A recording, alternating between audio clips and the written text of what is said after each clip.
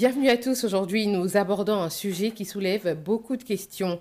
Alors, lors de l'exploit culinaire de Zeynab Bansé, des problèmes de captation ont conduit à l'invalidation de sa performance de 131 heures et 30 minutes selon un communiqué signé par la concernée. Comment ces erreurs sont-elles possibles? Quels sont les défis d'un tournage aussi long? Quelles précautions peuvent être prises pour éviter de telles situations? Nous en parlons aujourd'hui avec Stéphane Lilakwasi. C'est un artiste photographe professionnel. Bienvenue Stéphane. Ben, merci. Alors comme je le disais dans l'introduction, on se pose beaucoup de questions depuis que tout ça a été diffusé sur les réseaux sociaux. Lors d'un tournage aussi long et exigeant, quelles sont les étapes clés de préparation? D'abord, pour la personne en charge du défi, c'est de recruter une bonne équipe. L'équipe capable de réaliser une telle performance avec vous. La seconde chose, c'est que les uns et les autres comprennent les enjeux réels d'un tournage aussi long. Donc, il va falloir avoir des réunions préalables avec votre équipe et aussi que les briefs soient clairs et précis. Alors quels sont les principaux défis techniques lorsqu'on doit tourner pendant 24 heures, enfin 24 heures sur 24 en continu? Pour pour réussir à tourner de façon continue, on va dire sur 24 heures ou plus, il faut déjà que vous ayez du matériel adapté. N'importe quel matériel ne peut pas aller à la fin de ce défi. Il faut déjà que vous ayez un matériel adapté. Ensuite, il y a différents points à prendre en compte, c'est-à-dire l'alimentation déjà. En termes d'électricité, vous ne devez pas avoir de coupure, donc il faut prévoir des onduleurs, il faut prévoir un groupe électrogène si possible. En termes de stockage, parce que c'est là où il y a peut-être le Le plus de difficultés, le stockage, vous ne pouvez pas enregistrer sur de simples petites cartes mémoire standard comme on le voit. Il y a des disques durs adaptés à ce type de tournage. Pour encore plus de sécurité, vous pouvez vous mettre à enregistrer vos rushs sur un serveur externe. Ça vous permettra d'avoir une certaine sécurité et surtout avoir minimum 2 copies en instantané de ce que vous êtes en train de filmer.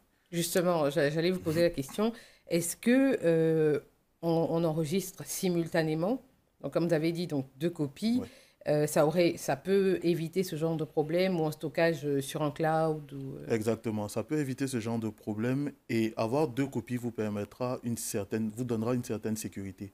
Même si vous avez un élément qui flotte ou qui crache, vous aurez la possibilité de rattraper avec la seconde copie. L'autre point à prendre en compte, c'est une équipe de rotation. Parce que une seule ou deux personnes ne peuvent pas vous permettre de tenir sur la durée. Donc avoir des équipes en rotation qui vont à chaque fois prendre le relais les unes après les autres. Et il y a un autre aspect aussi à prendre en compte, c'est l'aspect thermique.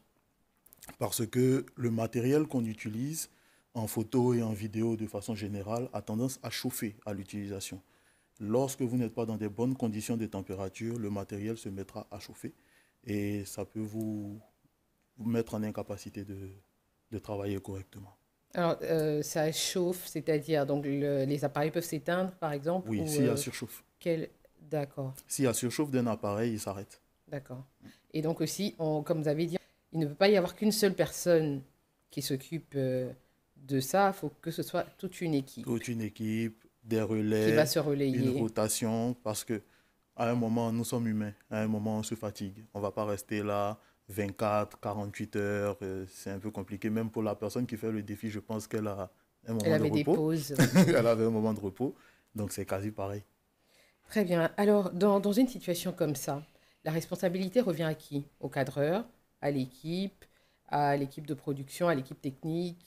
Qui est responsable? Moi, je pense que les responsabilités sont réellement partagées parce que, d'abord, de façon pratique, on va dire, lorsque vous vous engagez dans un tel défi, vous devez avoir tout un comité, toute une organisation qui va suivre en quelque sorte ce que les prestataires sont en train de faire.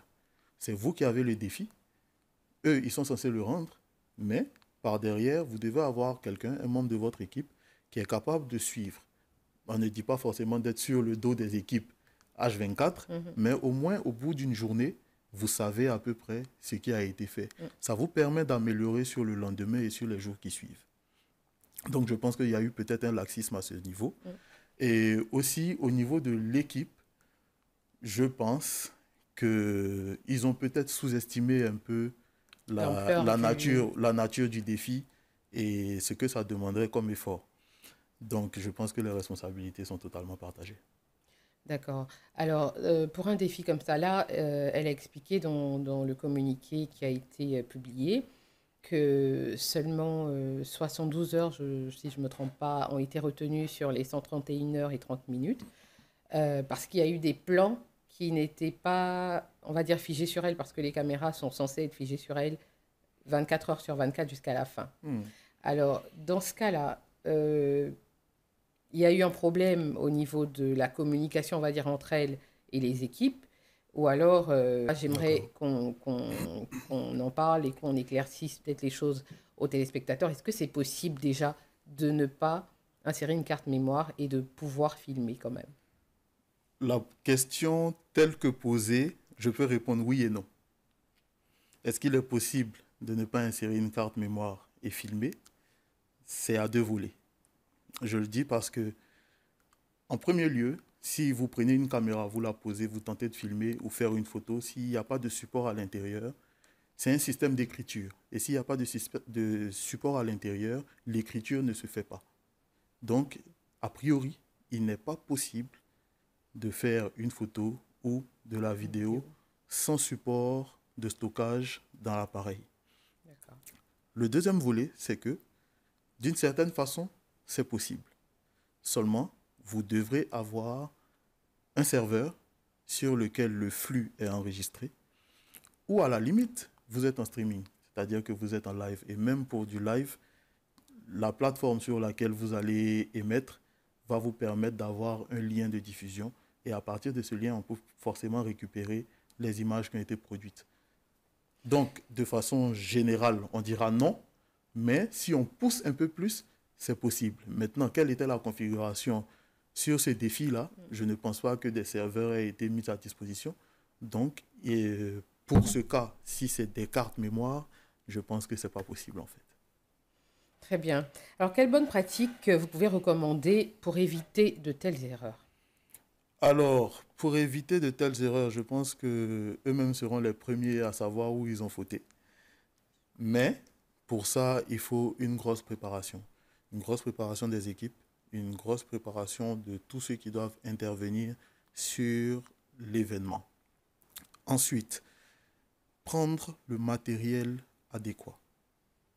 Parce que tout matériel ou tout appareil ou toute caméra n'est pas forcément adapté à certaines choses.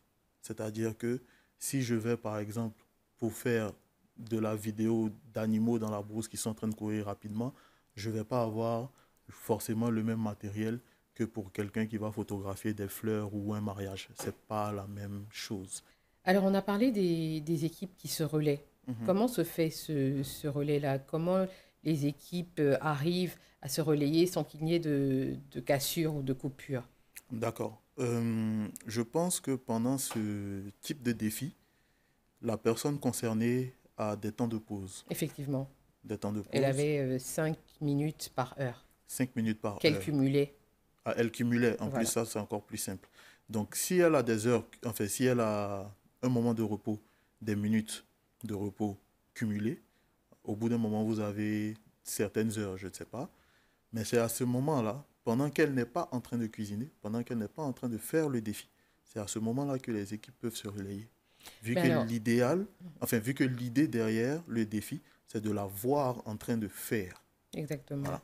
Alors, pendant qu'elle est en train d'aller se reposer, mais elle est restée là, on va dire, je dis n'importe quoi, 8 heures par exemple, ou 10 heures, elle a été préparée à ça. Mais est-ce que le cadreur, il est préparé à ça aussi? Est-ce qu'il peut rester aussi longtemps debout? Parce qu'elle encore, elle est en mouvement, donc on va dire elle est occupée, elle sent moins peut-être la fatigue, mais le cadreur, il est censé être là, debout, sans forcément être en mouvement. Comment on peut expliquer ça? C'est pour ça qu'au départ, j'ai dit, il faut que tout le monde soit conscient de l'enjeu avant de commencer. Parce que ça demande aussi une préparation physique pour tout le monde. Que Très ce bien, soit pour la personne qui fait le défi et que ce soit pour tous les prestataires qui sont autour.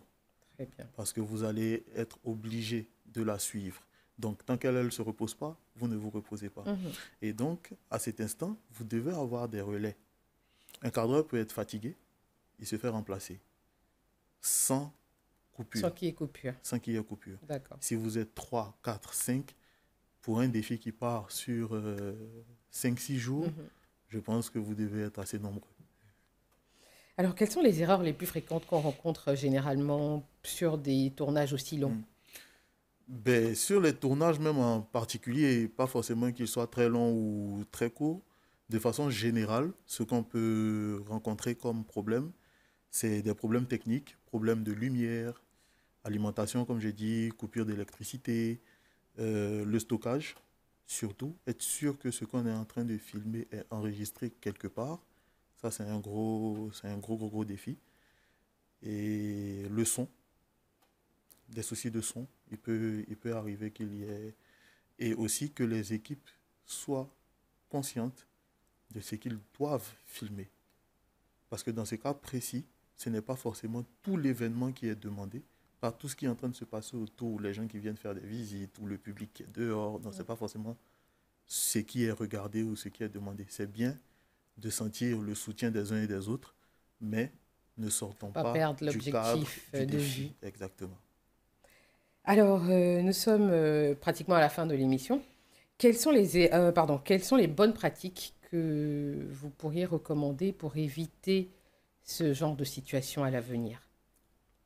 Pour éviter ce type de situation, déjà s'encadrer de personnes qui connaissent le métier, qui ont déjà eu à avoir des défis dans le genre, pas forcément des tournages sur 5-6 jours, mais des tournages longs qui ont le matériel adéquat. Ça, vous pouvez le vérifier avant de participer au défi et être sûr que tous, vous êtes tous, pardon, au même niveau d'information. Merci beaucoup Stéphane pour cet éclairage, on va dire, sur cette situation qui a suscité beaucoup de questions chez tout le monde sur la toile. Et rendez-vous à partir du 27 mars prochain pour soutenir Zeynab Bansé, qui se lancera à nouveau à la conquête de ce record. On croise les doigts pour elle et on espère que cette fois sera la bonne. Espérons. Merci de nous avoir suivis. L'information continue sur cette info et sur www.cetinfo.ci.